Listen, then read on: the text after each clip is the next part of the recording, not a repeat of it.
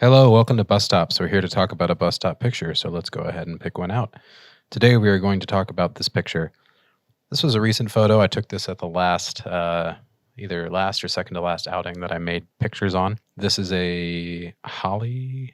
It's not a holly bush. Holly bushes are like sharp and pointy and terrifying to consider walking through, so don't walk through holly bushes. They do have these red berries. I'm not sure what this is, but my mom always taught me to never eat these because they would poison me. So I did not eat these, but I thought it would nonetheless be good to photograph. This picture is made in a more suburban area, and I'm always reluctant to point my camera at people's houses, but nonetheless, there was little else to photograph in this particular area rather than people's houses. So you can see someone's house in the deep background there.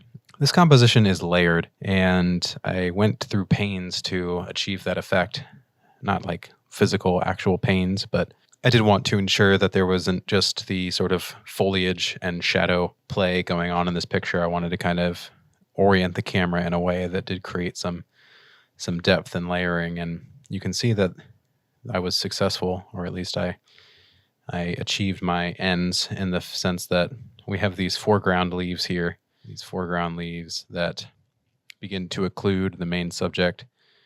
And one of the things that I love about like pictures of leaves and flowers and all that can be hard to make, only insofar as they can be chaotic if you don't take pains to sort of think about what you're at least trying to accomplish. And so in this one, I was really quite enamored with the brightness of the red of the berries, obviously, but then sort of the elements that complicate that, sort of the things that I was looking for to help balance out the composition in a certain way, were the shadow on the trunk of the leaves, the fact that there was this larger shadow that sort of wrapped around and helped define the volume of that particular trunk. Like, this just doesn't feel like a flat surface in any way. We have the actual like curve, like the shadow side of the trunk there, but then also just the fact that these leaves sort of wrap around and help define the volume of that particular tree, I think was a stroke on the positive side of this photo. But then also, you have these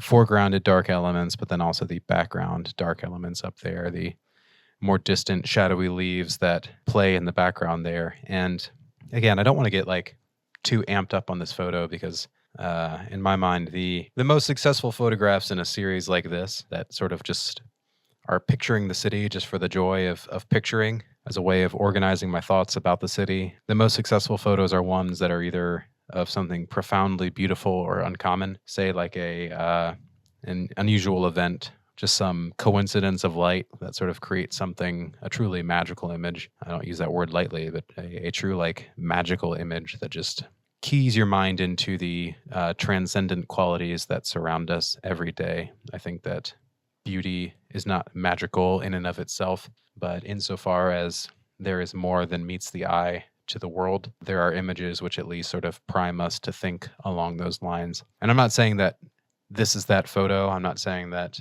I have achieved that in this photo. I'm just saying that sometimes I do believe I've made pictures in the past, maybe not in this series, that capture that quality of transporting your mind to the things unseen. That is one way to be successful. I think just making an uncommonly beautiful photo. There's also a type of success in this series that we've even talked about to some extent, of something that's pictured, or something that a sign, or just a quality of something that makes you think. And maybe I'll land the plane with more specificity later on in the series. I've sort of left a light touch on some of the conceptual elements of some of the pictures that we've talked about so far, like the church with no roof on it, the Believe No Trespassing Church, all that sort of thing.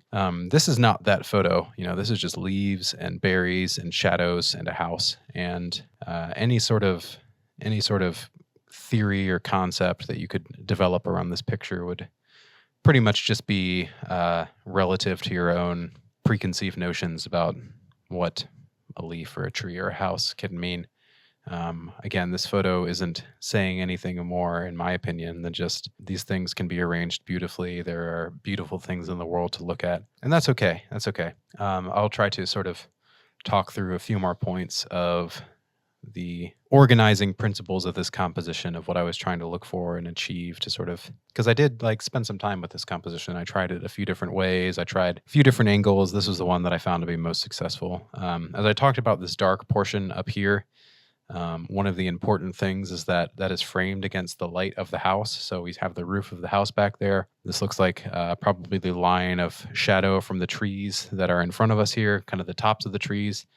The sun is peeking down. This is kind of mid to late afternoon, and it's in the winter, so the sun is already pretty low on the horizon. We do have most of this house in shade from the shadows of the trees that we're looking at here. Just like the whole house was sort of shrouded in a huge dense pack, a huge dense arrangement of trees and landscaping and everything. So that house was largely in shadow, but I was sort of saved with this layer, the kind of foreground, middle ground, background arrangement of those layers of foliage, by the fact that the roof wasn't completely in shadow. And so these dark leaves had something to silhouette themselves against. Same thing here. It's that almost looks, sometimes you talk about dodging and burning in the darkroom. They have carried the same names of those tools into Photoshop, but essentially that almost looks like I did it by editing after the fact, but I haven't really touched this photo. This almost looks like it's got a gradient layer from the bottom, sort of muting all of the contrast and brightness of that lower half of the frame, which is something I'd be doing anyway. But, all of the contrast, all of the brightness of the image is here in the middle. And so your eye just has a very placid place to rest there in the middle of the frame. And despite the fact that this is an organic composition, typically we talked a few episodes ago about that wall of trees with the no trespassing sign. And I just talked about it's hard to make a successful image where it's just that wall of foliage or whatever, because it's hard to have kind of a unifying compositional element to it. Like this has that to some extent, where the right half of this tree on the left side of the frame forms one end of a square. This top half, the gutter line of the roof, forms another half, and then kind of this occluding area of foliage right there, and then the bottom half that looks like a line of bushes on the bottom of the trees. Like we have this kind of nice box here in the middle of the frame, and sort of, I haven't talked about the fact that all of these pictures are squares yet. I do promise I'll talk about that eventually. I could probably start to talk about it with this picture, but I think this episode is already getting long enough for what it is. I promise I'll talk about the squares soon, but the squares are of moderate importance in this whole series. But this is a composition that I think would not work as well if it were either horizontal or vertical. I think that the squareness of this particular picture works in its benefit, where we do kind of have, I'm looking basically at that line of the roof, and then this lower half of the foliage here kind of divides the frame into thirds, kind of the top third, bottom third. That's a left third, that's a right third. So there is this box right in the center where your eye can sort of pass in and out of that box, looking at the different elements all around it. And at the same time, too, these lovely red berries just kind of hold your eye. I'm sure if you grew up anywhere near wild foliage, you were probably told as a child as well to stay away from berries like that because they'll make you sick or poison you or whatever.